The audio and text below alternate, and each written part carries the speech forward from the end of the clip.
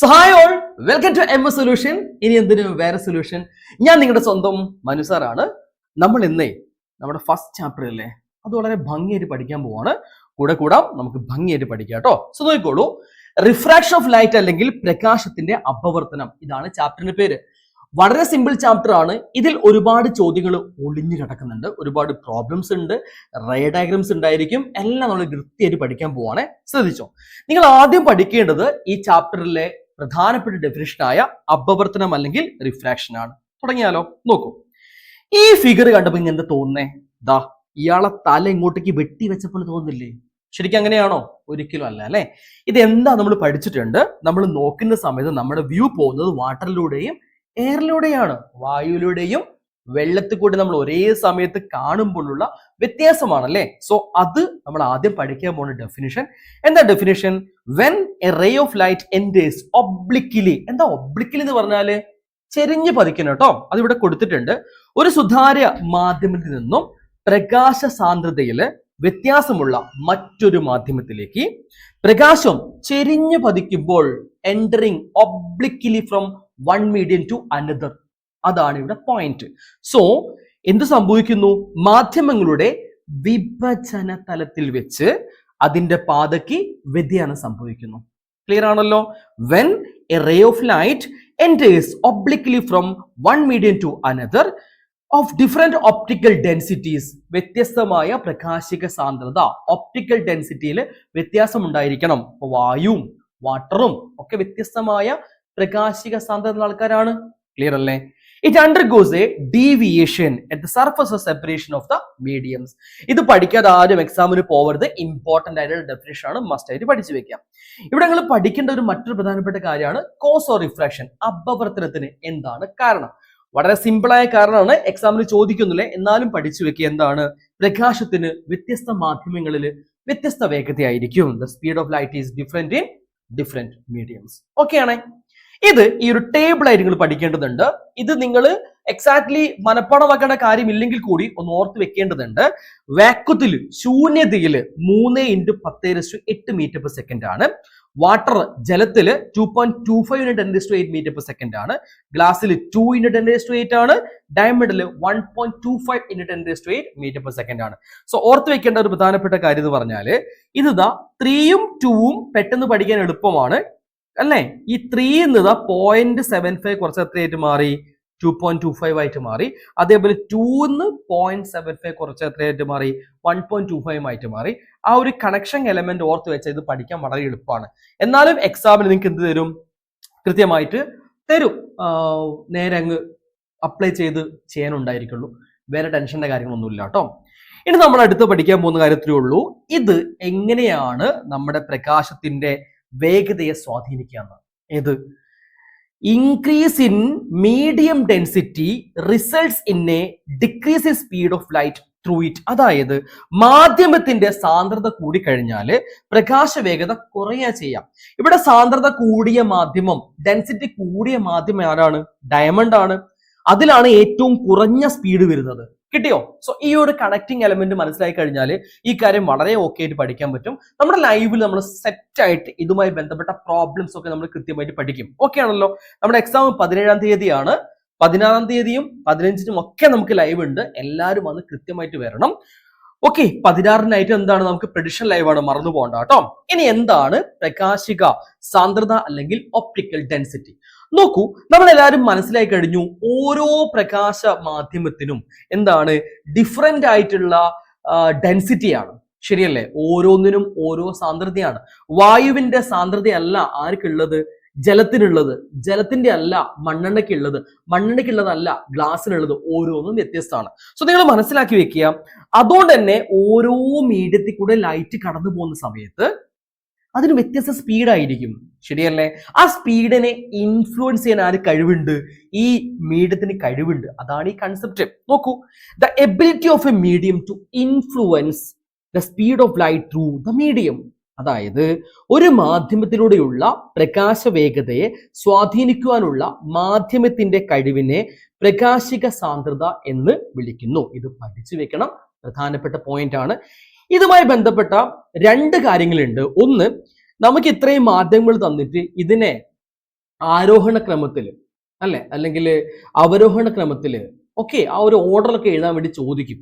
അപ്പൊ നിങ്ങൾ മനസ്സിലാക്കി വെക്കുക, വാട്ടറിനെക്കാട്ടും ഇവിടെ ഉണ്ട്, എല്ലാ ആൾക്കാരും ഉണ്ട്. സോ എയറിനെക്കാട്ടും ഡെൻസിറ്റി കൂടിയ ആളാണ് വാട്ടർ, ഗ്ലാസിനെക്കാട്ടും ഡെൻസിറ്റി കൂടിയ ആളാണ് ഡയമണ്ട്. ശരിയല്ലേ? ഈ ഒരു കൺസെപ്റ്റ് മനസ്സിലാക്കി വെച്ചാൽ മതി. ഇതുമായി ബന്ധപ്പെട്ട് സ്പീഡ് ഓഫ് ലൈറ്റ് ചോദിക്കാറുണ്ട്, അത് നമ്മൾ ഓൾറെഡി മനസ്സിലാക്കി കഴിഞ്ഞു. ആ കൺസെപ്റ്റ് ഒന്ന് മനസ്സിലാക്കിയാൽ പെർഫെക്റ്റ് ആയിട്ട് കിട്ടും കേട്ടോ. ഞാനത് ലൈവിൽ വൃത്തിയായിട്ട് പറയും, ടെൻഷൻ അടിക്കണ്ട. ഇവിടെ ഒരു കാര്യം കൂടി പഠിക്കാനുണ്ട്. പ്രകാശിക സാന്ദ്രത കുറഞ്ഞ മാധ്യമത്തിൽ നിന്നും കൂടിയതിലേക്ക്, ചുരുക്കി പറഞ്ഞാൽ ഇത് എയർ ആണെന്ന് വിചാരിച്ചോ, ഇത് വാട്ടർ ആണെന്ന് വിചാരിച്ചോ, ഇതാ ഇങ്ങനെ ലൈറ്റ് റേ വരികയാണ്. സോ ഇങ്ങനെ വരുന്ന സമയത്ത് നേരെ ഇങ്ങനെ അങ്ങ് പോകൂല, പിന്നെയോ ഒരു ബെൻഡിങ് ഉണ്ടാവും. എങ്ങോട്ടൊക്കെ ബെൻഡിങ് എന്ന് പഠിച്ചു വെക്കുക, അത് എങ്ങോട്ടേക്കായിരിക്കും? ടുവേഴ്സ് നോർമൽ ആയിരിക്കും. ഇവനല്ലേ നോർമൽ, ലംബം. സോ ഇങ്ങനെ പോവേണ്ട ആള് ലംബത്തിലേക്ക് എന്ത് ചെയ്യും? ബെൻഡ് ചെയ്യും. അത് പഠിച്ചു വെക്കുക, വളരെ സിമ്പിൾ ആണ്. Okay, light ray bends towards normal, പ്രകാശപാത ലംബത്തിലേക്ക് അടുക്കാണ് ചെയ്യാന്ന് പഠിച്ചു വെക്കുക. എന്തുകൊണ്ടാണ്? സ്പീഡ് കുറയുക ചെയ്യുക. ഇവിടെ വേഗത കുറയൂലേ? വേഗത കുറയുമ്പോൾ ഒതുങ്ങുന്ന ആലോചിച്ചാൽ മതി. നമ്മളിങ്ങനെ നടന്നു പോകുമ്പോൾ നമ്മുടെ വേഗത കുറയുമ്പോൾ നമ്മൾ ഒതുങ്ങി നടക്കൂലേ, അല്ലെ? ഒതുങ്ങി നടക്കുമ്പോൾ എന്താ സംഭവിക്കുക? നമ്മുടെ വേഗത കുറയുന്ന ആലോചിച്ചാൽ മതി. ക്ലിയർ ആണല്ലോ? ഇനി എന്താ ഇവിടെ ചോദിക്കുന്നത്? വാട്ടറിൽ നിന്നും എയറിലേക്ക് കടക്കുകയാണ്. ചുരുക്കി പറയുകയാണെന്നുണ്ടെങ്കിൽ പ്രകാശിക സാന്ദ്രത കൂടിയ വാട്ടറിൽ നിന്നും കുറഞ്ഞ എയറിലേക്ക് കടക്കുന്നു. അപ്പൊ എന്താ സംഭവിക്കുക? സ്പീഡ് കൂടും, വേഗത കൂടും. വേഗത കൂടുമ്പോൾ നമ്മളൊന്ന് തെറിക്കൂലേ? അത്ര ആലോചിച്ചാൽ മതി. ലംബത്തുനിന്ന് അകന്ന് തെറിച്ചു പോകുന്നതാ, ഇങ്ങനെ പോകും കണ്ടോ, അകന്നങ്ങ് പോകും. ആ ഒരു കൺസെപ്റ്റ് ഒന്ന് മനസ്സിലാക്കി കഴിഞ്ഞാൽ ഇത് വളരെ സിമ്പിൾ ആയിട്ട് മനസ്സിലാക്കാൻ സാധിക്കും. എന്താ പറഞ്ഞത്? Light ray bend away from the normal, ലംബത്തിൽ നിന്നും അകലുന്നു. ക്ലിയർ ആണ്? ഈ കൺസെപ്റ്റും വളരെ സിമ്പിൾ ആണ്. അതേപോലെ നമ്മൾ മനസ്സിലാക്കുന്നതാണ് എന്ത്?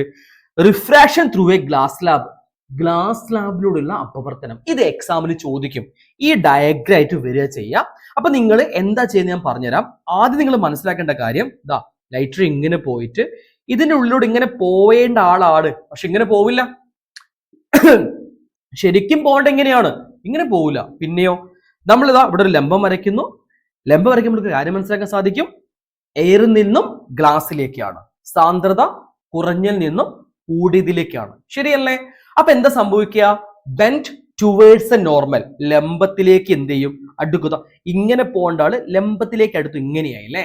ഇനി ഇവിടെ നോക്കിയ സമയത്തോ, ഇവിടെ നിങ്ങൾ കണ്ടു, ഇവിടെ ഗ്ലാസിൽ നിന്നും എയറിലേക്ക് വീണ്ടും കടക്കുകയാണ്.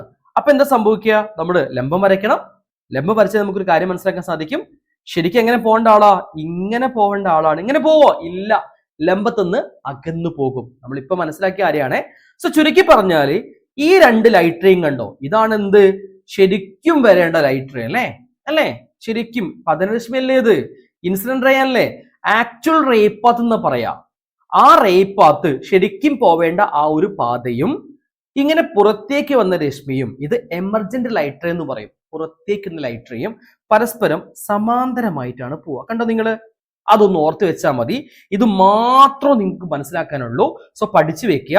Emergent ray is parallel to the direction of the incident ray. കണ്ടോ? പതനരശ്മിയുടെ പാതയ്ക്ക് സമാന്തരമായിരിക്കും എന്ത്? നമ്മുടെ പ്രകാശരശ്മി എന്ന് മനസ്സിലാക്കി വെക്കുക. ഇത് വളരെ വളരെ പ്രധാനപ്പെട്ട ഒരു കാര്യമാണ്. ക്ലിയർ ആണല്ലോ? So it's a very very important one, മറന്നു പോവേണ്ട. ഇനിതാ ഒരു കാര്യം പഠിച്ചു വെക്കണം. The bending of the ray of light at the opposite parallel faces. അങ്ങനെ പറഞ്ഞാൽ എന്താ? ഇവിടെ രണ്ട് സമാന്തര മുഖങ്ങൾ കണ്ടല്ലോ, ആ രണ്ട് സമാന്തര മുഖങ്ങളിൽ സംഭവിക്കുന്ന ബെൻഡിങ്, ഡീവിയേഷൻ, റിഫ്രാക്ഷൻ, അതെങ്ങനെയായിരിക്കും എന്ന് പറഞ്ഞു കഴിഞ്ഞാല് പരസ്പരം ഓപ്പോസിറ്റ് ആയിരിക്കും. Parallel faces of the glass slab is equal and opposite. Glass സ്ലാബിലെ എതിർ സമാന്തര മുഖങ്ങളിലുള്ള പ്രകാശകിരണങ്ങൾക്ക് ഉണ്ടായ അപവർത്തനം തുല്യവും വിപരീതമായിരിക്കും. മനസ്സിലാക്കി വെച്ചാൽ മതി. ഇത് എക്സാമിന് ചോദിക്കാറില്ല. ഈ വരയ്ക്കുന്ന കാര്യം മാത്രമാണ് ചോദിക്കുക. അതൊന്ന് പഠിച്ചു വെച്ചാൽ വളരെ വളരെ പെർഫെക്റ്റ് ആയിട്ട് ഈ സാധനം കിട്ടും. ക്ലിയർ ആണല്ലോ? മുന്നോട്ടേക്ക് പോവാം. അപവർത്തനാങ്കം അല്ലെങ്കിൽ റിഫ്രാക്റ്റീവ് ഇൻഡെക്സ്, ഇതും ജസ്റ്റ് ഒരു ഇക്വേഷൻ പഠിക്കാൻ മാത്രമേ ഉള്ളൂ. ഇവിടുന്ന് പ്രോബ്ലം വരും. പ്രോബ്ലം നമ്മൾ എവിടെ ഡിസ്കസ് ചെയ്യും? ലൈവില്, മറന്നു പോകണ്ട. Refractive index of a medium is the ratio of the speed of light in vacuum to the speed of light in the medium. നമ്മൾ പഠിച്ചിരിക്കുന്ന കാര്യം തന്നെയാണ്. വാക്കത്ത് കൂടി ശൂന്യത കൂടി പോകുന്ന പ്രകാശ വേഗതയുണ്ട്. 3 × 10⁸ അങ്ങനെ ഓരോ മാധ്യമത്തിൽ കൂടെ പോകുന്നുണ്ട് അല്ലെ. ആ ഒരു മാധ്യമത്തിൽ കൂടെ പോകുന്ന പ്രകാശത്തിന്റെ വേഗത നിങ്ങൾ കമ്പയർ ചെയ്യുക, റേഷ്യോ എടുക്കുക, അത്രയേ ഉള്ളൂ കേട്ടോ. പ്രകാശത്തിന്റെ ശൂന്യതയിലെ വേഗതയും മാധ്യമത്തിലെ വേഗതയും തമ്മിലുള്ള അനുപാത സംഖ്യയാണ് അപവർത്തനാങ്കം. ഇതിന്റെ ഇക്വേഷൻ പഠിച്ചു വെക്കണം, ഇമ്പോർട്ടന്റ് ആണ്. നമ്മൾ C/V വെച്ചാണ് ചെയ്യുക. സി എന്ന് പറഞ്ഞാല് വാക്കത്തില് ശൂന്യതയില്, വി എന്ന് പറഞ്ഞാൽ തന്നിരിക്കുന്ന മാധ്യമം. സോ നമുക്ക് എന്താ കിട്ടുക? N = C/V ആണ് കിട്ടുക. ഇക്വേഷൻ ഓർത്ത് വെച്ചോളൂ. അതേപോലെ അപവർത്തനാങ്കത്തിന് ഒരു യൂണിറ്റ് ഉണ്ടാവില്ല എന്നോട് പഠിച്ചു വെക്കുക. എന്താണ്? ജസ്റ്റ് നമ്മൾ റേഷ്യോ എടുക്കുകയാണ്, ഹരിച്ചിടുകയാണ്, അത്രയേ ഉള്ളൂ കേട്ടോ. അതുകൊണ്ട് എന്തില്ല, ഇതിന് എന്തുണ്ടാവില്ല? ഒരു യൂണിറ്റ് ഉണ്ടായിരിക്കില്ല. അതുകൊണ്ടൊന്ന് ഓർത്ത് വെച്ചോളൂ, ഇമ്പോർട്ടന്റ് ആണ്. നെക്സ്റ്റ് സെക്ഷൻ, അന്തരീക്ഷത്തിലെ അപവർത്തനം. വളരെ പ്രധാനപ്പെട്ട പോയിന്റ് ആണ്. നമുക്ക് എല്ലാവർക്കും അറിയാം, ഭൂമിക്ക് ചുറ്റും എന്തുണ്ട്? അന്തരീക്ഷമുണ്ട്. ആ അന്തരീക്ഷം നമ്മൾ എന്താക്കി? വിവിധ അടുക്കുകളാക്കി മാറ്റിയിട്ടുണ്ട്. ഈ അടുക്കളുടെ വ്യതിയാനത്തിനനുസരിച്ച് പ്രകാശരശ്മിക്ക് എന്തുണ്ടാവും? അപവർത്തനം ഉണ്ടായിരിക്കും. ഈ ഒരു കൺസെപ്റ്റ് ആണ് പഠിക്കാൻ പോകുന്നത്.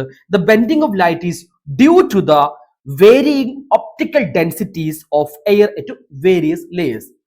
വ്യക്തമായിട്ട് നിങ്ങൾ ജോഗ്രഫി പഠിച്ചായിരിക്കും അല്ലെ. അറ്റ്മോസ്ഫിയറിൽ ഒരുപാട് ലേയേഴ്സ് ഉണ്ട്. സ്ട്രാറ്റോസ്ഫിയർ, ട്രോപ്പോസ്ഫിയർ, അസ്തനോസ്ഫിയർ, അങ്ങനെ ഒരുപാട് സ്ഫിയറുകൾ ഉണ്ട് അല്ലെ. സോ ഇതൊക്കെ നമ്മൾ ലൈറ്റുമായി ബന്ധപ്പെട്ട് നമ്മൾ ഇവിടെ പഠിക്കാൻ പോവാണ്. ചുരുക്കി പറഞ്ഞാല് ഓരോ ലെയറിനും ഓരോ ഡെൻസിറ്റി ആയിരിക്കും, ഓരോ ലെയറിനും ഓരോ സാന്ദ്രത ആയിരിക്കും. ചുരുക്കി പറഞ്ഞാല് നമ്മുടെ ഈ എർത്തില്ലേ, അതിന് ചുറ്റുമുള്ള ലെയറിന് തൊട്ടടുത്തുള്ള ലെയർ എന്തായിരിക്കും? നല്ല കട്ടിയായിരിക്കും. മുകളിലേക്ക് പോകുമ്പോഴോ കട്ടി കുറഞ്ഞു വരും. ഓക്കെ, സോ ഇതുമായി ബന്ധപ്പെട്ട് 2 കൺസെപ്റ്റ് പഠിക്കാനുണ്ട്. 2 ഇമ്പോർട്ടൻ്റ് ആണ്. ഒന്ന് ഏതെന്നറിയാവോ? ഒന്ന് നമ്മുടെ ടിങ്കിളിംഗ് ഓഫ് സ്റ്റാർസ് ആണ്, അതായത് നക്ഷത്രങ്ങളുടെ മിന്നിത്തിളക്കമാണ്. രണ്ടാമത് എന്താണ്? Advanced sunrise and delayed sunset. എന്താ സംഭവം? സൂര്യന്റെ നേരത്തെയുള്ള ഉദയവും വൈകിയുള്ള അസ്തമയവും. ഇതൊന്ന് പഠിച്ചു വെക്കാനുണ്ട്, ഞാൻ കാണിച്ചു തരാം, നോക്കിക്കോളൂ. സോ ഇതാണ് നമ്മുടെ എർത്ത് കേട്ടോ. ചുറ്റിലും എന്തുണ്ട്? അറ്റ്മോസ്ഫിയർ ഉണ്ട്, അതിന് കുറെ ലേയേഴ്സ് ഉണ്ട്. സോ ഞാൻ ഇവിടെ ഒരു സ്റ്റാറിനെ കൺസെപ്റ്റ് ചെയ്യാണ്.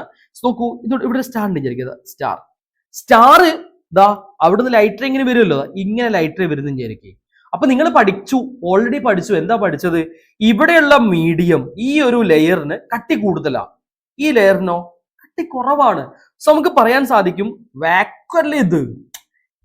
അറ്റ്മോസ്ഫിയർ കഴിഞ്ഞാൽ പിന്നെ ശൂന്യതല്ലേ, വാക്വം അല്ലേ. വാക്വത്തിൽ നിന്നും എങ്ങോട്ടേക്ക് എൻ്റർ ആവുന്നത്? ഫസ്റ്റ് മീഡിയത്തിൽ എൻ്റർ ആവുകയാണേ.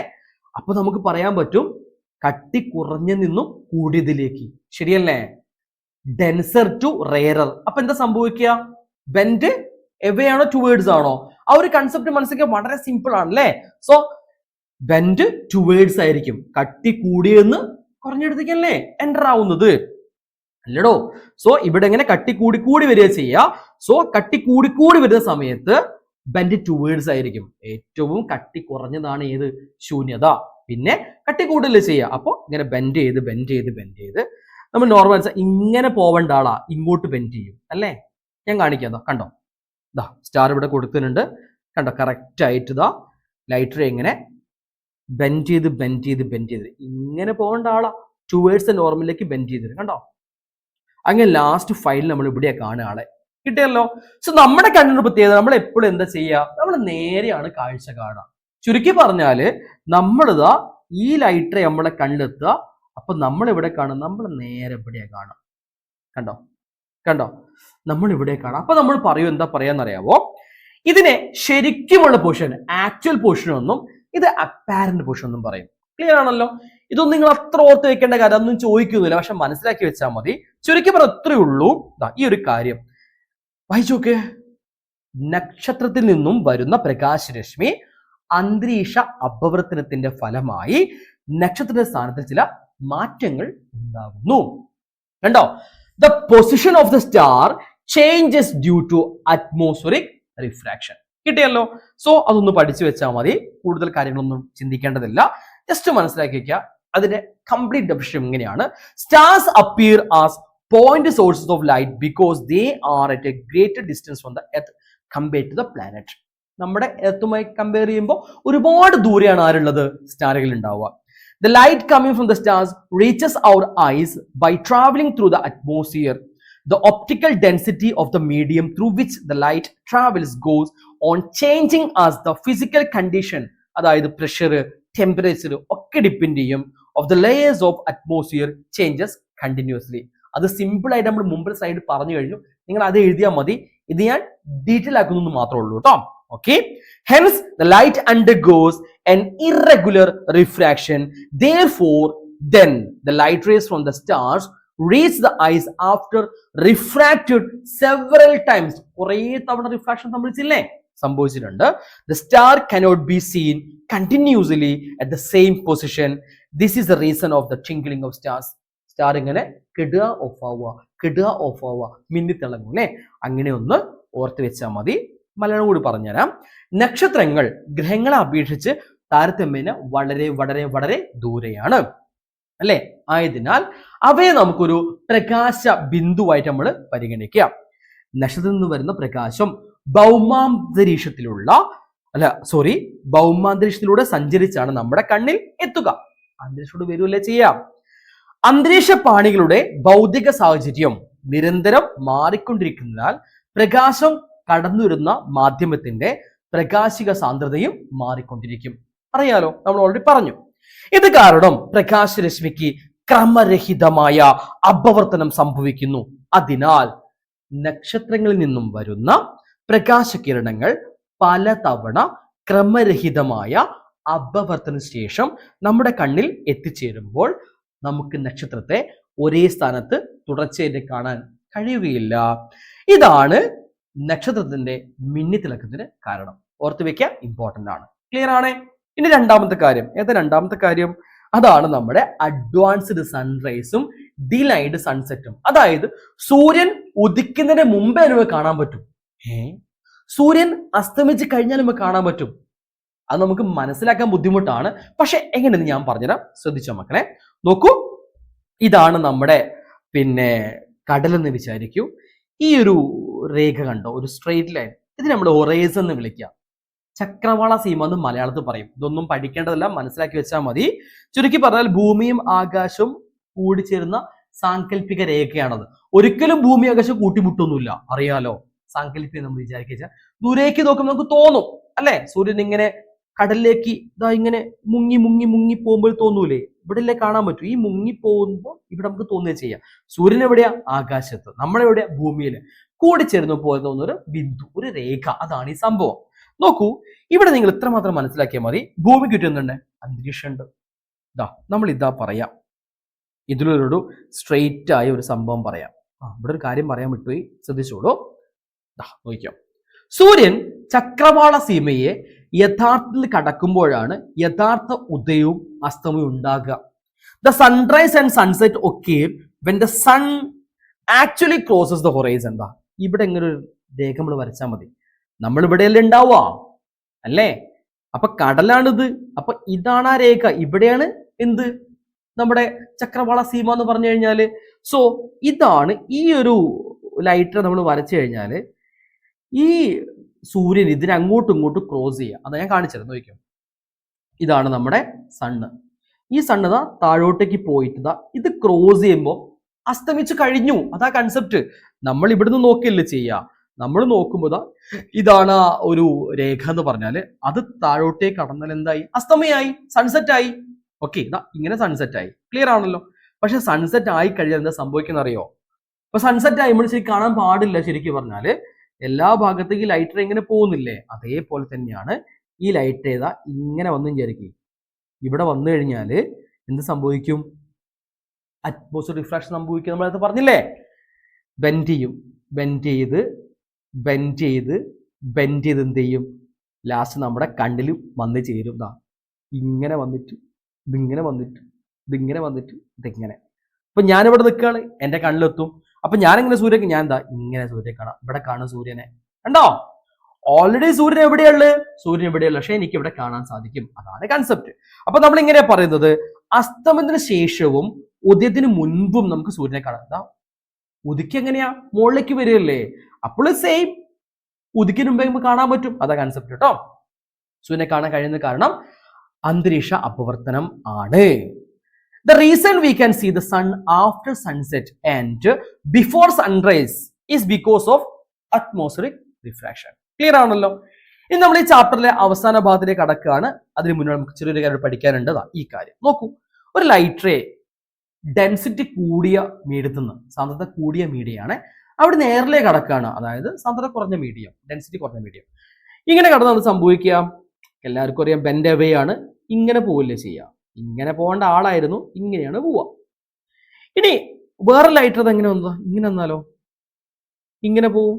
ശരിയല്ലേ? ഇങ്ങനെ പോകേണ്ട ആളാണ്, ഇങ്ങനെ പോവും, കുറച്ചുകൂടി ബെൻഡ് ചെയ്ത് പോവും. അതാണ് കൺസെപ്റ്റ്. എങ്കിൽ ദാ ഒരു ലൈറ്റ് റേ വരികയാണ്, ഇങ്ങനെ പോയി. മറ്റൊരു ലൈറ്റ് റേ ഇതാ ഇതിങ്ങനെ വന്നു, ഇങ്ങനെ പോയി, ഇങ്ങനെ വന്നു, ഇങ്ങനെ പോയി, ഇങ്ങനെ വന്ന് ഇങ്ങനെ പോയി, ഇങ്ങനെ വന്നാൽ എങ്ങനെ പോവും? ഇതാ ഇങ്ങനെ പോവും. കണ്ടോ? ഒരാൾ മാത്രം ഇങ്ങനെ കറക്റ്റായിട്ട് ഇവരുടെ വിഭജന തലല്ലേ അതിലൂടെ പോകുന്നതിന് കാണാൻ സാധിക്കും. ആ ഒരാളെ നമ്മൾ കൺസിഡർ ചെയ്ത് കഴിഞ്ഞതാ ഇങ്ങനെയാ പോവുക. ഈ ലൈറ്റിലേക്ക് ഒരു പ്രധാനപ്പെട്ട പ്രത്യേകത ഉണ്ട്. ഇവിടെ കണ്ടോ നിങ്ങൾ, ഇതല്ല ആംഗുലർ റിഫ്രാക്ഷൻ, അപവർത്തന കോണം എന്ന് പറഞ്ഞാൽ അത് 90 ഡിഗ്രിയാണ്. ശരിയല്ലേ? ഈ 90 ഡിഗ്രി നമ്മൾ മനസ്സിലാക്കാൻ പോവാണ്. ശ്രദ്ധിച്ചോളൂ. ഇതാണ് കൺസെപ്റ്റിനെ വിളിക്കുന്നത് ക്രിട്ടിക്കൽ കോൺ എന്ന് വിളിക്കാം. ചുരുക്കി പറഞ്ഞാൽ ഇങ്ങനെ ആലോചിച്ചാൽ മതി. When a ray of light enters from optically denser medium to a rarer medium, the angle of incidence h with the angle of refraction becomes 90 degree. ഇത് 90 ഡിഗ്രി ആയി വരുമ്പം ഉണ്ടാകുന്ന കോൺ ആംഗിൾ ഓഫ് റിഫ്രാക്ഷൻ 90. ആ കോൺ, ഈ കോൺ കണ്ടോ, ഈ കോണാണ് എന്ത്? ക്രിട്ടിക്കൽ കോൺ എന്ന് പറയാം. Critical angle.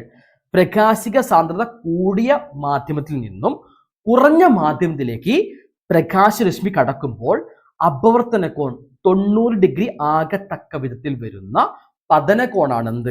ക്രിട്ടിക്കൽ കോൺ എന്ന് പഠിച്ചു വെക്കുക. ഇമ്പോർട്ടന്റ് ആണ്. ഇതുകൂടി പഠിക്കണം. എന്ത്? വാട്ടർ എയർ പെയർ ആണെങ്കിൽ 48.6 ആണ്. അതായത് വാട്ടറിന് 48.6 ആണ്, ജലത്തിന് 48.6 ആണ്. പക്ഷെ ഗ്ലാസിന് എത്രയാണ്? 42 ആണ്. ഇത് രണ്ടും പഠിച്ചു വെച്ചാൽ ഇമ്പോർട്ടന്റ് ആണ്, എക്സാമിന് ചോദിക്കാറുണ്ട്. ക്ലിയർ ആണല്ലോ. ഇനി എന്താണ് പൂർണ്ണാന്തര പ്രതിപതനം? ഇവിടെ നമ്മൾ മനസ്സിലാക്കി കഴിഞ്ഞു. എന്താ മനസ്സിലാക്കിയത്? ഇത് മാക്സിമായി, റിഫ്രാക്ഷൻ മാക്സിമായി കഴിഞ്ഞു, അപവർത്തന കോൺ മാക്സിമായി. ഇനി അതിലും കൂടുതൽ ഇങ്ങനെ വന്നാൽ ഇങ്ങനെ, പക്ഷെ ഇങ്ങനെ വന്നാൽ ഇങ്ങനെ പോവാ. ഇനി ഇവിടെ ഇത്രയും സ്പേസ് ഇനിയും കിടക്കല്ലേ, ഇതിലേയും വരാൻ സ്ഥലം ഉണ്ടല്ലോ. ഇങ്ങനെ എന്താ സംഭവിക്കുക? തിരിച്ച് അതേ മാധ്യമത്തിലേക്ക് എന്ത് ചെയ്യും? റിഫ്ലക്ട് ചെയ്ത് പോവുക ചെയ്യുക. നമ്മൾ വിശദമായി പഠിച്ചിരിക്കുന്ന കാര്യമാണ്. അതാണ് ഈ കൺസെപ്റ്റ്. ഇതിനെ വിളിക്കുന്ന പേരാണ് ടോട്ടൽ ഇന്റേണൽ റിഫ്ലക്ഷൻ അല്ലെങ്കിൽ പൂർണ്ണാന്തര പ്രതിപതനം. സോ അത് പഠിച്ചു വെക്കുക. When a ray of light enters from an optically denser medium to a rarer medium at an angle of incidence greater than the critical angle, ഇതിനെക്കാട്ട് കൂടുതലല്ലേ ഇത്? അങ്ങനെ വന്നു കഴിഞ്ഞാൽ എന്താ സംഭവിക്കുക? The ray reflected back to the same medium. ഇവിടെ refraction ഉണ്ടായിട്ടില്ല, തിരിച്ചെന്തായിട്ട് reflect ചെയ്തു വിത്തൗട്ട് അണ്ടർഗോയിങ് റിഫ്രാക്ഷൻ. ചുരുക്കി പറഞ്ഞാല് പ്രകാശിക സാന്ദ്രത കൂടിയ മാധ്യമത്തിൽ നിന്നും കുറഞ്ഞ മാധ്യമത്തിലേക്ക് പ്രകാശരശ്മി സഞ്ചരിക്കുമ്പോൾ പതന കോൺ ക്രിട്ടിക്കൽ കോണിനേക്കാൾ കൂടുതലായാൽ ആ രശ്മി അപവർത്തനത്തിന് വിധേയമാകാതെ അതേ മാധ്യമത്തിലേക്ക് പൂർണ്ണമായും പ്രതിപദിക്കുന്ന പ്രതിഭാസമാണെന്ത്? പൂർണ്ണാന്തര പ്രതിപതനം. പഠിച്ചു വെക്കുക, ഇമ്പോർട്ടന്റ് ആണ്. ക്ലിയർ ആണ്? ഇനി ഇതുമായി ബന്ധപ്പെട്ട് നമ്മൾ പഠിക്കുന്ന ആദ്യ കാര്യമാണ് ഒപ്റ്റിക്കൽ ഫൈബർ. ഇങ്ങനെ ഉണ്ടാവുക. ഈ ഒപ്റ്റിക്കൽ ഫൈബർ ഭയങ്കര സംഭവമാണ്. ഇത് നമുക്ക് വാർത്താവിനിമയ രംഗത്ത് ഒരുപാട് കാര്യങ്ങൾ തന്നിട്ടുണ്ട്. നമ്മളിതാ ഈ ഒരു സംഭവമല്ലേ, OFC കേബിള്, ടെലികമ്മ്യൂണിക്കേഷൻ വിടുന്ന വാർത്താവിനിമയ സിഗ്നലുകൾ ഇങ്ങനെയാണ് സഞ്ചരിക്കുക. ഇത് നമുക്ക് വിശദമായി തന്നെ പഠിക്കാനുണ്ട്. എക്സാമിന് വളരെ പ്രധാനപ്പെട്ട ഒരു കാര്യമാണത്. അതേപോലെ ഒപ്റ്റിക്കൽ ഫൈബറിന്റെ മറ്റൊരു പ്രധാനപ്പെട്ട യൂസ് ആണ് എൻഡോസ്കോപ്പി എന്ന് പറഞ്ഞാൽ. എൻഡോസ്കോപ്പി എന്ന് പറഞ്ഞാൽ നമ്മുടെ ആന്തരിക അവയവങ്ങളില്ലേ, അതിന്റെ ചിത്രം എടുക്കാൻ വേണ്ടി നമ്മൾ ഉപയോഗിക്കുന്ന ഒരു വലിയ സംഭവമാണ് എന്ത്? എൻഡോസ്കോപ്പി. ഇതേപോലെ ഒരു വയറുണ്ടാവുക. ഈ വയറ് നമ്മുടെ ശരീരത്തിന്റെ ഉള്ളിലേക്ക് നമ്മൾ കടത്തി വിടുമ്പോൾ നമുക്ക് സ്ക്രീനിൽ എന്ത് കിട്ടും? ഇതേപോലെ ഉള്ളിലൂടെ ചിത്രങ്ങൾ കിട്ടുക ചെയ്യുക കേട്ടോ. ഇതാണ് എൻഡോസ്കോപ്പി. ഇതും എന്തുപയോഗപ്പെടുത്താൻ നമ്മൾ ചെയ്യുന്നത്? ടോട്ടൽ ഇന്റേണൽ റിഫ്ലക്ഷൻ, പൂർണ്ണാന്തര പ്രതിപതനാണ് ഉപയോഗപ്പെടുത്തുക. അതേപോലെ മറ്റൊരു കാര്യമാണ് മരീചിക. ഇമ്പോർട്ടന്റ് ആണ്. നമ്മൾ കാറിലൊക്കെ യാത്ര ചെയ്യുന്ന സമയത്ത് ഏത് വാഹനം യാത്ര ചെയ്യുന്ന സമയത്തും റോഡിൽ ഇങ്ങനെ വെള്ളം തളം കെട്ടിപ്പോൾ കാണാറുണ്ട്. എന്താ ചോദിച്ചു കഴിഞ്ഞാൽ ചൂട് കൂടിക്കഴിഞ്ഞാൽ ഇവിടെ സാന്ദ്രത കുറവാണ് ഉണ്ടാവുക എന്ന് മനസ്സിലാക്കി വെക്കുക. മുകളിൽ സാന്ദ്രത കൂടുതലായിരിക്കും. അപ്പൊ കുറഞ്ഞേന്ന് കൂടിലേക്ക് വരുമ്പോൾ ബെൻഡ് എവേ ആയിട്ട് ബെൻഡ് ടുവേർഡ്സ് ആയിട്ട് വരുന്നത് മനസ്സിലാക്കി വെക്കുക. സോ ലൈറ്റ് റേ നമ്മൾ ഇങ്ങനെ നോക്കുക ചെയ്യാം അല്ലേ. അപ്പൊ ലൈറ്റ് റേ ഇങ്ങനെ വന്നിട്ട് ഇങ്ങനെ ബെൻഡ് ചെയ്ത് നമ്മുടെ കണ്ണിലേക്ക് ഇങ്ങനെ പതിച്ചിടുമ്പോൾ നമ്മൾ എന്താ വിചാരിക്കുക, നമ്മൾ നേരെ അങ്ങോട്ട് കാണും. ഇവിടെയാണ് കാണുക. കിട്ടിയോ? സോ ഇവിടെ ആരെ കാണും? ഇയാളെ ഇവിടെ നമ്മൾ കാണും. കണ്ടോ? അപ്പൊ നമ്മൾ ഇവിടെ വെള്ളത്തിലല്ലേ റിഫ്ലക്ഷൻ ഉണ്ടാവുക. അപ്പൊ അവിടെ വെള്ളമുള്ള നമുക്ക് ഫീൽ ചെയ്യുക. അത് മനസ്സിലാക്കിയിട്ട് പഠിച്ചാൽ മതി. വളരെ സിമ്പിൾ ആണ്. പറഞ്ഞുതരാം. റോഡിനോട് ചേർന്നുള്ള ഭാഗത്തെ വായുവിന് ചൂട് കൂടുതലായതിനാൽ സാന്ദ്രത കുറവായിരിക്കും. കണ്ടോ? ഇവിടെ കുറവ് ഞാൻ പറഞ്ഞത് അല്ലേ. സോ എന്നാൽ മുഖഭാഗത്ത് എന്തായിരിക്കും? സാന്ദ്രത ക്രമമായിട്ട് കൂടിക്കൂടി വരും. ചൂട് കൂടും സാന്ദ്രത കുറയാതെ മനസ്സിലാക്കി വെക്കുക. Clear? The layers of air closer to the road have low optical density as it is warmer than the upper layers. The optical density of the air increases gradually as we go higher. അപ്പൊ എന്താ സംഭവിക്കുക വെച്ച് കഴിഞ്ഞാല് when light rays coming from the surrounding object pass through the different layers of air with different optical densities, they undergo refraction and total internal reflection as seen in the figure. Such deviated light rays fall on our eyes, hence their images appear to have formed on roads. ഇവിടെ ഉള്ളപ്പോൾ നമുക്ക് തോന്നുക ചെയ്യാം. Clear ആണല്ലോ? ഇത് പഠിക്കേണ്ടതുണ്ട്. വളരെ പ്രധാനപ്പെട്ട കാര്യമാണ്. പരീക്ഷയ്ക്ക് ചോദിക്കും എക്സാമിന്. കൃത്യമായി നമുക്ക് ലൈബ്രറി കുറച്ചുകൂടി വിശദമായി പഠിക്കാം കേട്ടോ. ഓക്കെ, ഇപ്പൊ ഒന്ന് മനസ്സിലാക്കി വെച്ചാൽ മതി. സോ അതില് നമ്മൾ മറ്റു പ്രധാനപ്പെട്ട 2-3 ഒന്ന് റിഫ്ലക്ടർ. നമ്മുടെ കാറിനും ബൈക്കിനും സൈക്കിൾസിനും ഒക്കെ എല്ലാ വാഹനത്തിനും റിഫ്ലക്ടർ പിറകിലുണ്ടാവും. ബ്രേക്ക് ലൈറ്റ് കൺസെപ്റ്റ് അല്ലെ, റിഫ്ലക്ടറുകൾ. ഇവിടെ നമ്മുടെ ലാർജ് നമ്പർ ഓഫ് പ്രിസംസ് ഉണ്ടായിരിക്കും. ഒരുപാട് പ്രിസങ്ങൾ. ഇതൊക്കെ പ്രിസങ്ങളാണ് കേട്ടോ. പ്രിസത്തിന്റെ കാര്യം വ്യക്തമായി പഠിക്കേണ്ടതാ. ഇങ്ങനെ പ്രിസം ഉണ്ടാവുക. ലൈറ്റ് ഇങ്ങനെ വരുന്ന സമയത്ത് ഇങ്ങനെ കണ്ടോ, ഇവിടെ ഈ ആംഗിള് 45 ഡിഗ്രി അല്ലേ. അപ്പൊ ആംഗിൾ ഓഫ് ഇൻസിഡൻസ് 42 ആണ് ഗ്ലാസിന് വരിക. ശരിയല്ലേ? 42 ആണ് എന്ത് ക്രിട്ടിക്കൽ കോൺ. അതിനേക്കാണ്ട് കൂടുതൽ വന്നു. ഇത് 45 വന്നു. അപ്പൊ എന്താ സംഭവിക്കുക? ടോട്ടൽ ഇന്റേണൽ റിഫ്ലക്ഷൻ അതേപോലെ ഇവിടെ വന്ന് തിരിച്ചു വരിക ചെയ്യുക. സോ ശ്രദ്ധിച്ചു നോക്കുക. The light ray incident normal ആയിട്ട് angle on the side PQ ഇവിടെ 45 വരിക. അങ്ങനെ വരുമ്പോൾ സംഭവിക്കും അത് തിരിച്ചു വരും. അതാണ് കൺസെപ്റ്റ്. 40 ഡിഗ്രി ആയതുകൊണ്ട് ടോട്ടൽ ഇന്റേണൽ റിഫ്ലക്ഷൻ പൂർണ്ണ പ്രതിഫലനം നടക്കും. തിരിച്ചു വരും. അത്രേ ഉള്ളൂ. ഒന്ന് ഓർത്ത് വെച്ചാൽ മതി. സ്ലൈഡിൽ വ്യക്തമായി വായിച്ച് പഠിക്കാം. വളരെ സിമ്പിൾ ആണ്. ഇതേപോലെയാണ് പെരിസ്കോപ്പും. പെരിസ്കോപ്പിൽ എന്ത് തന്നെയാണുള്ളത്? ഇതാണ് പെരിസ്കോപ്പ്. ഇതിൽ എന്ത് തന്നെയുള്ളത്? പ്രിസങ്ങൾ തന്നെയാണുള്ളത്. ഇവിടെയും കറക്റ്റ് ആയിട്ട് 45 ഡിഗ്രി കണ്ടോ, നോക്കൂ. 45 ഡിഗ്രിയിൽ വന്ന് വീഴുക. അപ്പൊ പൂർണ്ണ പ്രതിഫലനം നടക്കുന്നു, തിരിച്ചു വരുന്നു. ഈ കൺസെപ്റ്റ് ആലോചിച്ച് വെക്കുക. വസ്തുക്കളിൽ നിന്നുള്ള പ്രകാശരശ്മികൾ ലംബമായി പെരിസ്കോപ്പിനുള്ള പ്രശ്നം പതിക്കുന്നു. അങ്ങനെ പതിക്കുമ്പോൾ എന്താ സംഭവിക്കുക? 45 ഡിഗ്രി കൂടുതലായിരിക്കും. എന്താ സംഭവിക്കും? തിരിച്ചു വരും.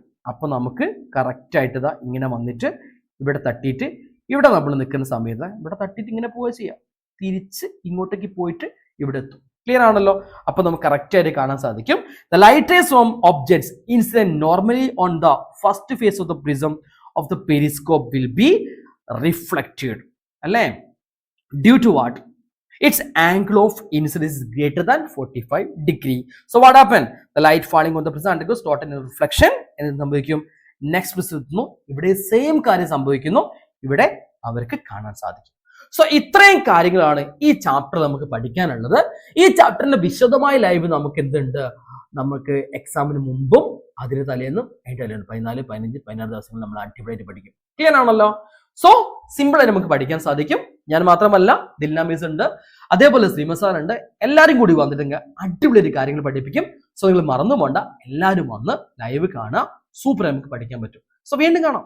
ബൈ.